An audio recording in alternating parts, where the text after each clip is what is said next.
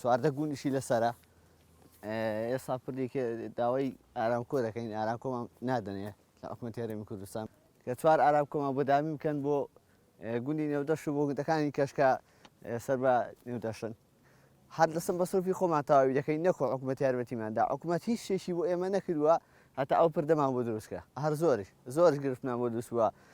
دەڵێ وا هەبووە بڵێن شەوی وا هەبووە بڵێن نەفەر تووشی نەخۆشی بوو هەبووە بەزەحمەت بۆمان گەیانداوەتە قسەخانە لەبەرەوەی پر نەبووە هەتا کابرا بەلاوانمان هەڵساندووە هاتووە و لەگەڵمان خەریک بووە بردومانەتە قسەخانەیە بەخوا زۆرمان پێچووە سەعات و نیوەکمان پێچووە 2 سەعاتمان پێچووە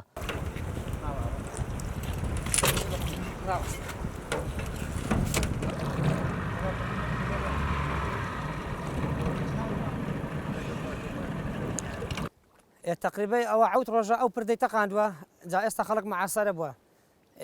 ئێستا خەڵک یان دەبێت بە دەربەین داهاتچووەکەن یان دەبێت ئەو بەلەمە هاتچووەکەن ئەمە ڕۆژانە بۆ 25 نەفەری دەپەڕێنمەوە بە درێژایی چۆمەکەش تقریبای بەس لە گوندی ناودەشت و گەرمکان جا ئەو بەلەمەی لێ هەل ئێستا لە هیچ شوێنی کە بەلەمی لێ نییە ئێشێ زۆر بە خەڵکی دروست کردووە ئێستا خەڵک ئێستا بە سارەی ئێستا یەکشتیان بۆ ناکرێت کابراگە نەخۆش بێ یان دەبێت ئەمە شوێ بچم بیپەڕێنمەوە دەنا هیچ یەک عیازشی نییە تقریبا ئەوە چوار جەلی تەقاند ئەو پردەی چوار جەل ئاو بردوێتی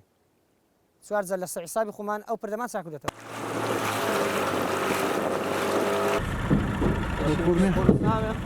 ساڵەها هەبووە لەو بەنەمەی گەرمکان تقریبی ساڵێکی نۆدانە نەفەرخنکان ئێستاش زۆر یان دەدۆزرێنەوە ئێمە داوامە لە حکوومەتی هەرێم کرد لەگەر چوار ئارەمکۆیماندات کرد بۆ پردانە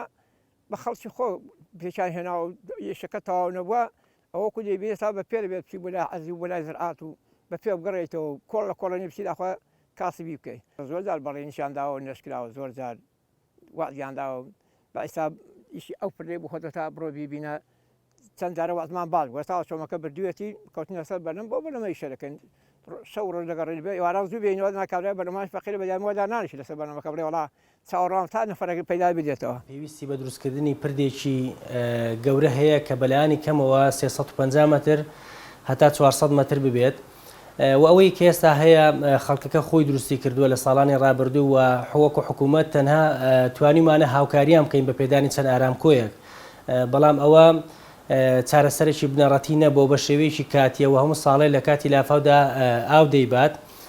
بەڵام بۆ چارەسەری بنەڕەتی پێویستی بە پردێک هەیە کە پردەکە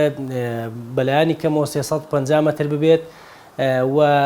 لە ئێستادا لە قۆناغی دیزاینکردندایە دروستکردنی پردێک لەو شوێنە بەلایانی کەمەوە پێویستی بە 5 ملیار دینار هەیە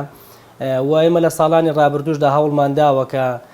ئەو پردە بخەینە بواری جێبەجێکردنەوە بەڵام بەهۆی نەبوونی بودجە و قەیراین داراییەوە تا ئێستا نەتواندراوە بۆک بخرێتە بواری جێبەجێکردنەوە.